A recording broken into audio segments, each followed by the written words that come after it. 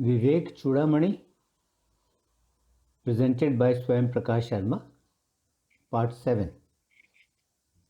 Part 7 consists of verses 167 to 191, in which the Guru continues his discourse on how and why the 5 sheaths are not the Atma. In this part, the Guru talks about the Manomay or mental sheath and the Vigyanmay or knowledge sheath. Vivek Chudamani. The brain centers that control the organs of knowledge, which are sight, hearing, smell, taste, and touch. Those brain centers of knowledge, together with the mind, form the mental sheath, which is the cause of the diversity of things such as I and mine.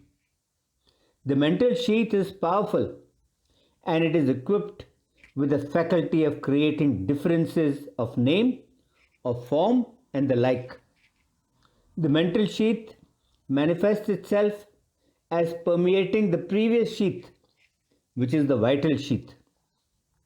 The mental sheath is the sacrificial fire, the yajna, which, fed with the fuel of the very many desires by the sense organs who serve as priests for the sacrifice, and which are set on fire by the sense objects, which act as the stream of oblations or offerings, and which bring about the universe of phenomena.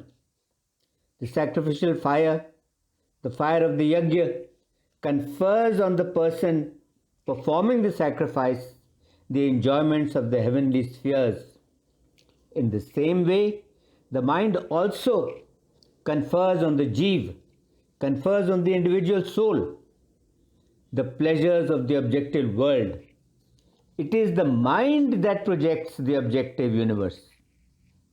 There is no avidya or ignorance outside the mind. The mind alone is avidya. The mind alone is ignorance. The mind alone is the cause of the bondage of transmigrations. When that mind is destroyed in the highest nirvikalp samadhi, then all else is also destroyed along with it. And when the mind is manifested, then everything else is also manifested along with it. In dreams, when there is no actual contact with the external world, the mind alone creates the whole universe, consisting of the experiencer subject, the experienced object, and the experience that is the coming into relationship of the subject and the object. In the same way, in the waking state also, there is no difference. Therefore, all this universe of phenomena is nothing but a projection of the mind. In the dreamless state, asleep, where the mind is reduced to its causal state, then nothing exists for the person who is asleep, as is evident from the universal experience that then in that state I did not know anything. Therefore, man's relative existence is simply the creation of his mind, and it has no objective reality whatsoever. The clouds that are brought in by the wind are also driven away and dispersed by the same wind. Similarly, man's bondage is caused by the mind, and his liberation is also caused by the mind alone. The mind first creates an attachment in man for the body and for all the sense objects, and through that attachment it binds man just like a beast that is bound by ropes. Afterwards, that very same mind creates an utter distaste for these very sense objects as if they were poison in the individual and frees him from their bondage. Therefore, the mind alone is the only cause that brings about man's bondage as well as his liberation. When the mind is tainted by the effects of rajas, then it leads to bondage. And when the mind is pure and divested of the rajas and tamas elements, then it makes for liberation. Attaining purity through the preponderance of discrimination between the self and the non-self, between the Atma and the non-Atma, and then renouncing the non-self, the mind makes for liberation. Therefore, the wise seeker after liberation must first of all strengthen these two: discrimination between the self and the non-self, between the Atma and the non-Atma, and renunciation of the non-self, renunciation of the non-Atma as a result of such discrimination. In the forest of sense pleasures, a huge tiger called the mind is on the prowl. Therefore, good people who have a longing for liberation must never ever enter this forest of sense pleasures. They should avoid it. For the experiencer, the mind is constantly producing all sense objects without exception, whether these sense objects are physical objects in the waking state or they are subtle objects in the dream state. It produces the differences of bodies. It produces the differences of castes. It produces the differences of orders and ashrams of life and of tribes, as well as the varieties of qualifications. It produces actions to obtain the desired results. It produces the means for these actions. And it produces results such as enjoyment in heaven, etc. The mind deludes the jeev of the individual soul, which is unattached pure intelligence, and it binds it by attachment to the ties of the body, by attachment to the organs, and by attachment to the pranas. And doing so, the mind causes the individual to wander with the ideas of I and mine in the middle of the varied enjoyments of the results that it has achieved. Man's transmigration is due to the evil of superimposition, and the bondage of superimposition is created by the mind alone. It is this that causes the misery of birth and so on for the man of discrimination who is tainted by rajas and tamas.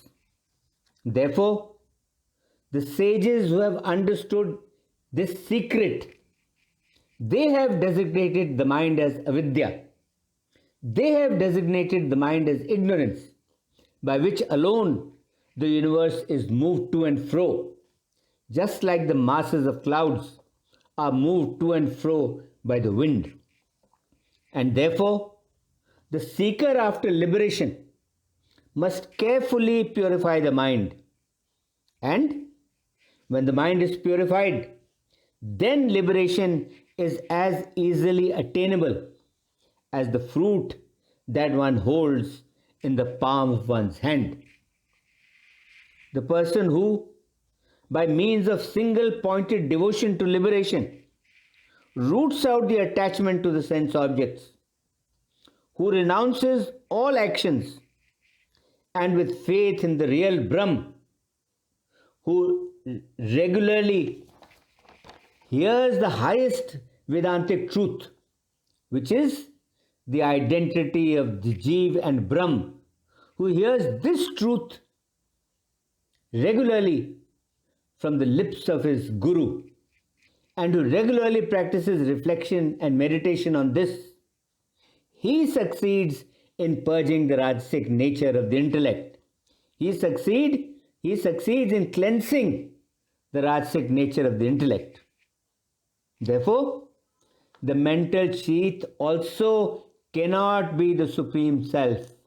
The mental sheath also cannot be the Param Atma, because it has a beginning and it has an end, and because it is subject to modifications, because it is characterized by pain and suffering, and because it is an object that is cognizable by the self, which is the eternal subject, and the subject can never be identified with the object of knowledge.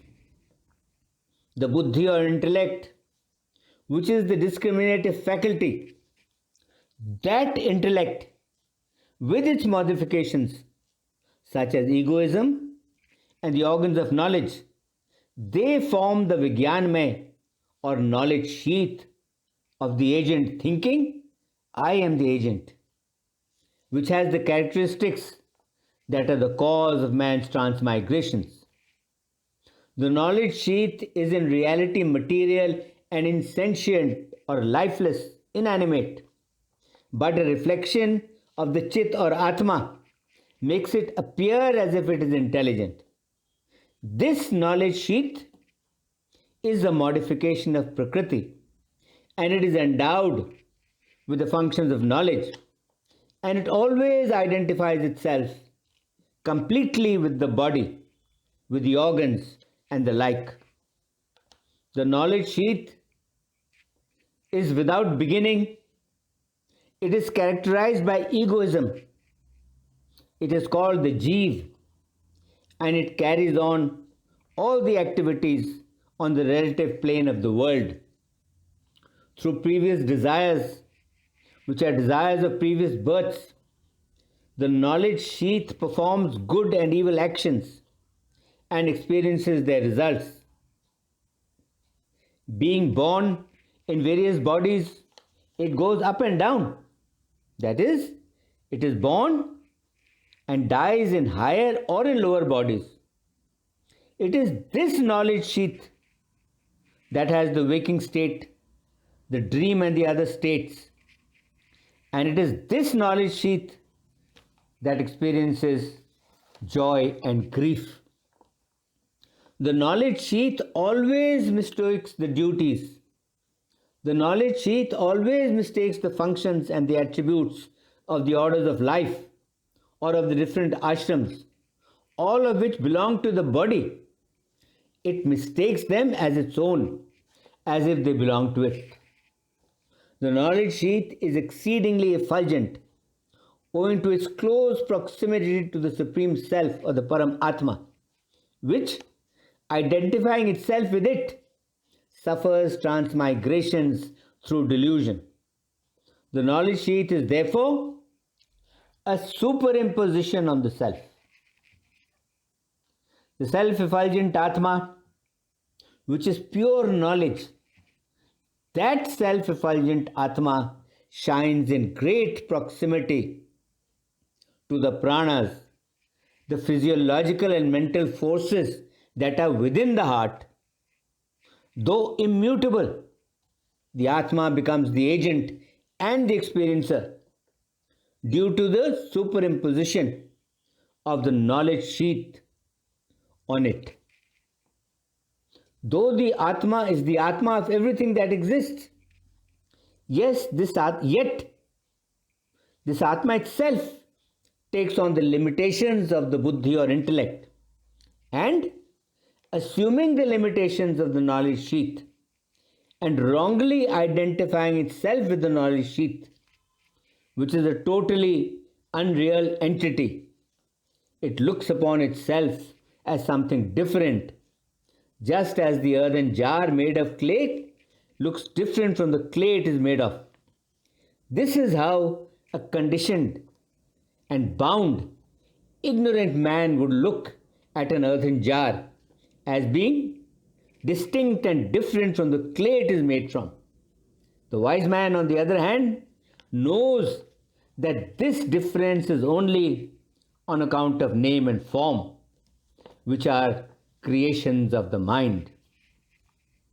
Because of its connections to the superimpositions, even though it is naturally perfect and it transcends nature and it is eternally unchanging, the Supreme Self or the Param Atma assumes the qualities of superimpositions, and doing so, it appears to act just as they do, just like the changeless fire that assumes the modifications such as size and shape of iron, which it turns red hot.